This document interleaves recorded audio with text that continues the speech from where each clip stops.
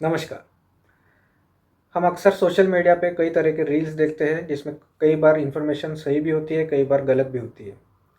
ऐसी ही एक रील मेरे देखने में आई जिसमें मुझे लगा कि इन्फॉर्मेशन शायद गलत हो, तो मैंने अपने तरीके से उसके ऊपर इन्वेस्टिगेशन किया, स्टडी किया, थोड़ा रिसर्च किया और कुछ इन्फॉर्मेशन मेरे सामने आई जो मैं आज आपके साथ शेयर करने वाला हूँ।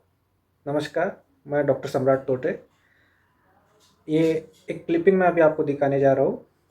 इसके बाद इस क्लिपिंग के ऊपर जो मैंने स्टडी किया उसके बारे में आपको इन्फॉर्मेशन फर्स्ट देता हूँ। थिंग इन द मॉर्निंग हम क्या करते हैं मंजन? अगर हार्ट अटैक आता है तो सबसे पहले हम दवा कहाँ रखते हैं? जीभ के नीचे। सॉर्बिट्रेट क्यों रखी जाती है? क्योंकि जीभ के नीचे अगर दवा रखें विद इन 7 सेकेंड्स वो दवा हार्ट में जाके हार्ट अटैक के पेशेंट को बचा सकती है। तो अगर केमिकल्स जीभ से, जैसे कि हमने कहा चमड़ी से एब्जॉर्ब होता है, जीभ से भी एब्जॉर्ब होता है, और सुबह पहले हम जब केमिकल्स लगा रहे हैं and these are full of sodium lauryl sulfate, sodium monosulfate, हम जाने अनजाने में केमिकल्स खा भी रहे हैं और सुबह पहले शुरुआत ही केमिकल से करते हैं जिसके कारण तो कैंसर। जैसा कि आपने वीडियो क्लिपिंग में देखा कि इन्होंने बताया हुआ है कि सुबह हम जब ब्रश करते हैं तो उसमें जो केमिकल प्रेजेंट होते हैं, खास करके इन्होंने सोडियम लॉरल सल्फेट इस ड्रग के ऊपर स्ट्रेस किया हुआ है।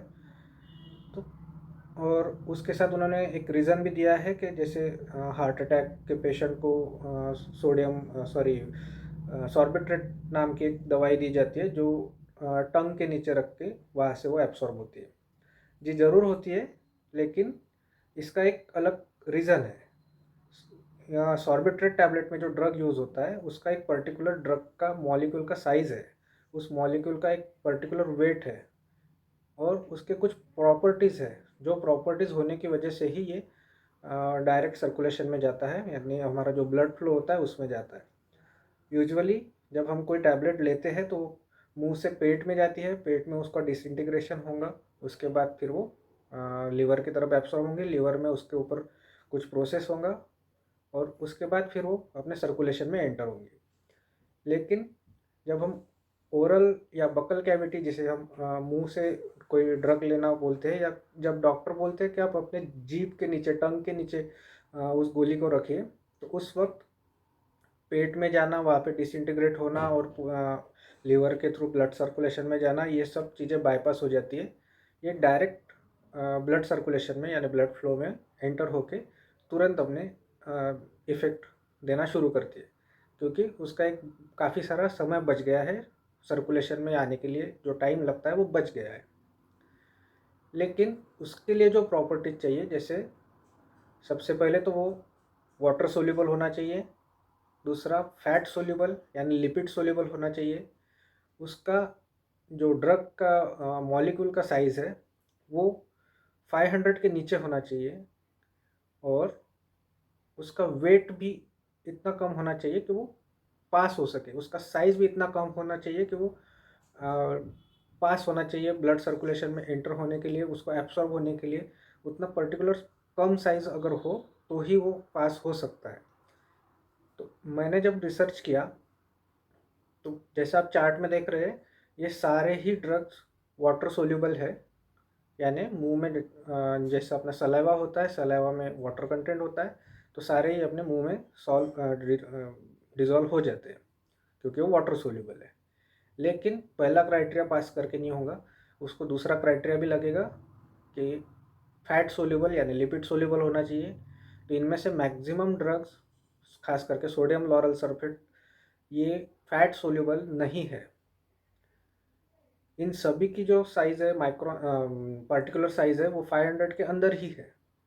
मतलब एक क्राइटेरिया ये पास करता है, लेकिन फैट सोल्यूबल नहीं होने की वजह से ये एब्सॉर्ब भी हो गया मुंह में तो भी ब्लड सर्कुलेशन में एंटर नहीं हो पाएगा और उसकी वजह से ये कार्सिनोजन, मतलब कैंसर कॉजिंग एजेंट है या नहीं है, ये अभी भी डाउट है।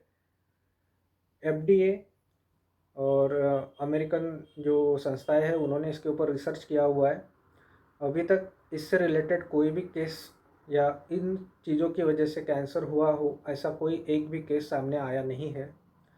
इसलिए सिर्फ हमें इतना ही करना है कि जब ब्रश होने के बाद मुंह को अच्छी तरह से साफ़ करना है। मैक्सिमम इनमें से जो केमिकल्स है वो फोम जो हमारा तैयार होता है, फोम फॉर्मिंग एजेंट्स है। तो मुंह साफ़ करते हो, मुंह धोते वक्त अच्छे से गुल्ला करिए और मुंह साफ़ करिए। ऐसा नहीं कि एक दो बार कर लिया और हो गया।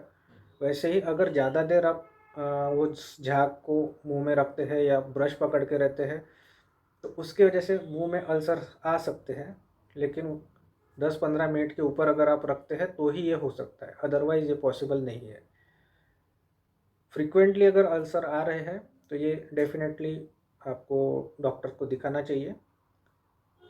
तो इस इन्फॉर्मेशन को मुझे आपके साथ आज शेयर करना था। अगर आपको ये पसंद आई हो तो अपने करीबी लोगों से, फ्रेंड्स से शेयर करिए। Thank you.